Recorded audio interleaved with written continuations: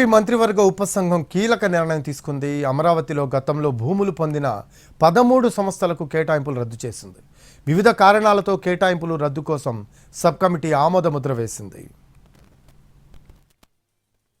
AP రాజధాని అమరావతిలో సంస్థలకు భూ కేటాయింపులపై కేబినెట్ సబ్ కమిటీ సమావేశమై కీలక నిర్ణయాలు తీసుకుంది.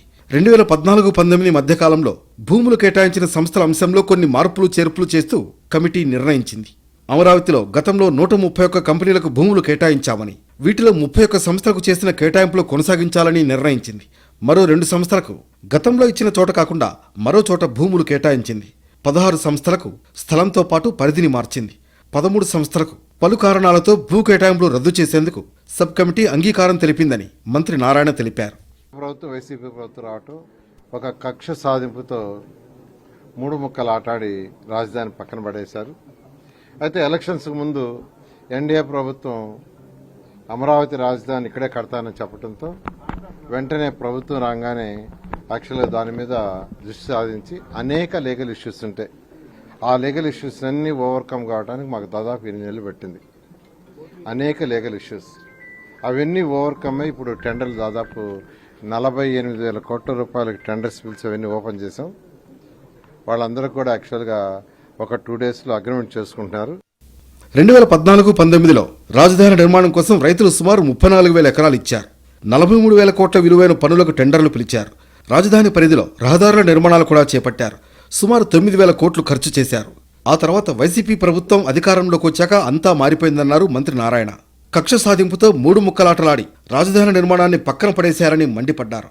48,000 కోట్లకు టెండర్లు పిలిచి ఇప్పటికే ఏజెన్సీలను ఎంపిక చేశామన్నారు. భూముల అమ్మకం ద్వారానే అమరావతి నిర్మాణం జరుగుతుందన్నారు మంత్రి పయ్యావుల కేశవ్. రాజధాని కోసం ప్రజల సొమ్ము ₹1 కూడా ఖర్చు పెట్టడం లేదన్నారు. భూముల అమ్మకాలతో మాత్రమే అమరావతి నిర్మాణం జరుగుతుందని, ఖజానాపై భారం లేకుండా సీఎం చంద్రబాబు మంచి మోడల్ డిజైన్ చేశారని చెప్పారు. అమరావతిలోని పెడుతున్నటువంటి ప్రతి రూపాయి కూడా రేపొద్దున అభివృద్ధి చెందిన తర్వాత అమరావతిలోని భూములను అమ్మేసి తిరిగి ఆ అప్పులన్నింటినీ కట్టుకునేలాగా డిజైన్ చేసి రాష్ట్ర ప్రభుత్వ ఖజానా మీద భారం పడకుండా, రాష్ట్రంలో ఇతర ప్రాంతాల ప్రజలు కూడా ఎవరు కూడా తమకు రావాల్సినటువంటి డబ్బు ఎక్కడికి పోయిందన్నటువంటి ఫీలింగ్ లేకుండా అమరావతి ఓన్గా క్యాపిటల్ రిసోర్సెస్ రైజ్ చేసుకుంటా ఉంది. రేపు ఈ అభివృద్ధి చెందిన తర్వాత వచ్చేటువంటి భూములన్నిటి వాల్యూ తోటి దాన్ని సేల్ చేసి స్లోగా ల్యాండ్కి పేమెంట్ చేయడం జరుగుతుంది. ఇది పర్ఫెక్ట్ మోడల్. మరోవైపు విశాఖ ఎండాడు భూముల విషయంలో ప్రభుత్వం సంచలన నిర్ణయం తీసుకుంది. ఆ ప్రాంతంలో హయగ్రీవ సంస్థకు 12.51 ఎకరాల భూముల కేటాయింపును రద్దు చేస్తూ ఆదేశాలిచ్చింది. ఈ మేరకు రెవెన్యూ శాఖ స్పెషల్ చీఫ్ సెక్రటరీ ఆర్పి సిసోడియా ఆర్డర్స్ ఇచ్చారు. ఈ విషయంలో తదుపరి చర్యలు తీసుకోవాల్సిందిగా కలెక్టర్, సీసీఎల్ఏలకు అమరావతి నుంచి ఆదేశాలందాయి.